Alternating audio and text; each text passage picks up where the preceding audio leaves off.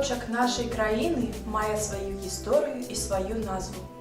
За многія стагоддзі набылі сваю назву не толькі гарады і вёскі, вялікія рэкі, азёры, але і невялічкія хутары і ўрочышчы, палі, лясы, ручаі і крынічкі, нават асобныя дрэвы і камяні. У гэтых назвах гісторыя нашых вёсак, гісторыя нашага краю і, ўрэшце рэшт, гісторыя радзімы. Таму што назвы гэтыя застаюцца і тады, калі самі з'явы, утварыўшыя іх, даўно дышлі ў мінулае. Гэтыя назвы нельга знайсці ні на адной геаграфічнай карце. Яны захоўваюцца толькі ў памяці старэйшага пакалення. Мы павінны помніць, што калі з народнай памяці, як з магнітнай ленты, сатруцца шматлікія мелкія назвы, мы згубім цэлы пласт нашага мінулага, які нельга будзе аднавіць ні ў архіўных таніках, ні з дапамогай археалагічных раскопак. Вывучэнне мікратапанімікі – гэта цікавы, захапляючы занятак. Кожны сумленны чалавек павінен глядзець на перададзеныя яму ў спадчыну ад далёкіх і блізкіх продкаў тапонімы, як на каштоўнейшыя моўныя і гістарычныя помнікі роднай зямлі, якія патрэбна шанаваць як штосьці самае дарагое ў жыцці. Гэта мова маёй зямлі.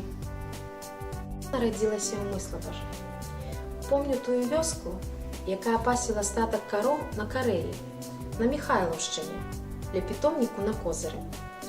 Цяпер з абавязкам пасіць невялікі статак свойскіх рагуль удала спраўляецца электрапастух. Помню, што за чарніцамі мы хадзілі ў лужкі, сена нас запашвалі у відоўляўках, коўзацца з горкі зімой хадзілі на Змяіную горку. Тады гэты неафіцыйныя найменні былі бадай такімі ж агульнавядомымі і агульназразумелымі, як афіцыйныя назвы дзвюх мыслабарскіх вуліц – Новай і Садовай. Той час хуткаплынна сыходзіць, а разам і многае яму уласцівае. Справа не толькі ў сентыментальнай настальгіі. Маўляў, раней і неба было больш сінім, і трава больш зялёная. Гэта мова маёй зямлі.